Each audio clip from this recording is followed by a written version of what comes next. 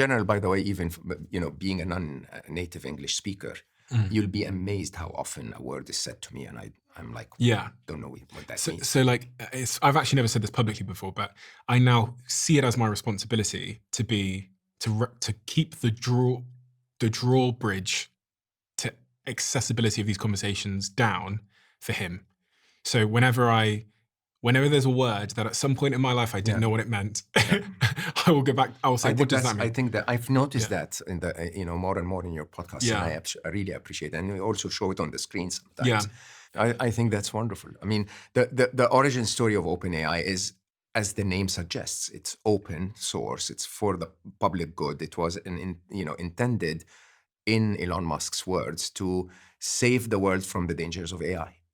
Right? So they were doing research on that. And then, there was the disagreement between Sam Altman and Elon. Somehow Elon ends up being out of OpenAI. I think there was a moment in time where he tried to take it back, and the board rejected it, or something like that.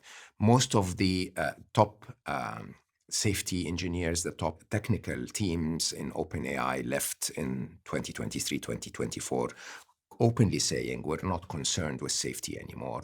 It moves from being a non-for-profit to being one of the most valued companies in the world. There are billions of dollars at stake, right? And if you tell me that Sam Altman is out there trying to help humanity, let's suggest to him and say, hey, do you want to do that for free? We'll pay you a very good salary, but you don't have stocks in this.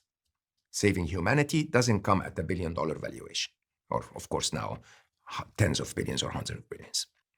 And see, truly, that is when you know that someone is doing it for the good of humanity.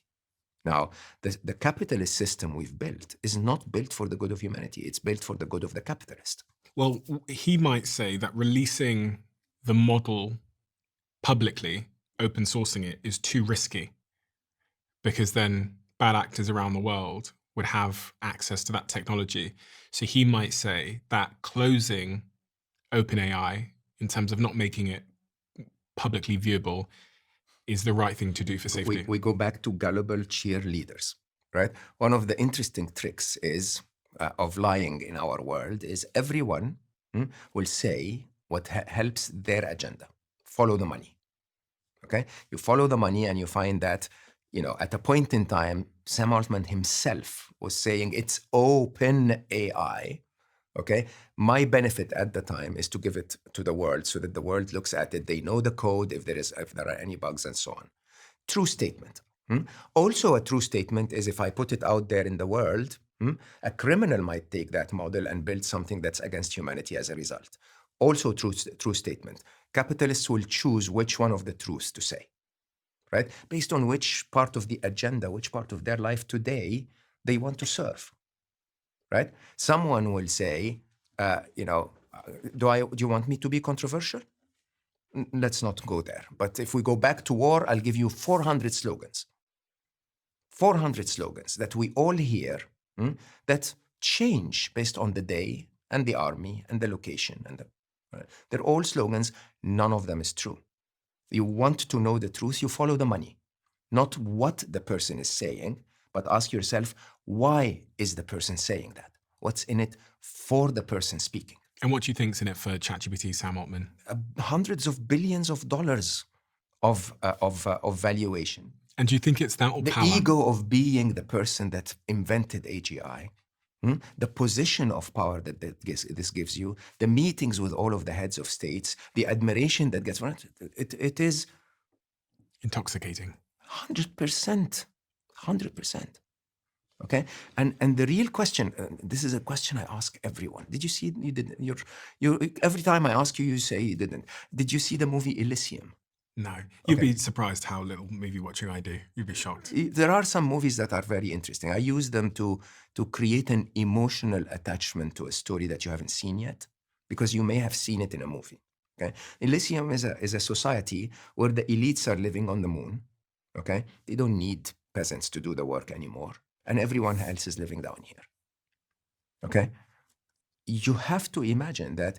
If, again, game theory, you have to picture something to infinity, to its extreme, and see where it goes. mm? And the extreme of a world where all manufacturing is done by machines, where all decisions are made by machines, and those machines are owned by a few, is not an economy similar to today's economy. That today's economy is an economy of consumerism and production. In Alive, I call it the invention of more. The invention of more is that post World War II, as the factories were rolling out things and prosperity was happening everywhere in America, there was a time where every family had enough of everything. But for the capitalists to continue to be profitable, they needed to convince you that what you had was not enough, either by making it obsolete like fashion, or like, a new shape of a car or whatever, or by convincing you that there are more things in life that you need, so that you become complete. Without those things, you don't. And that invention of more gets us to where we are today, an economy that's based on production consumed.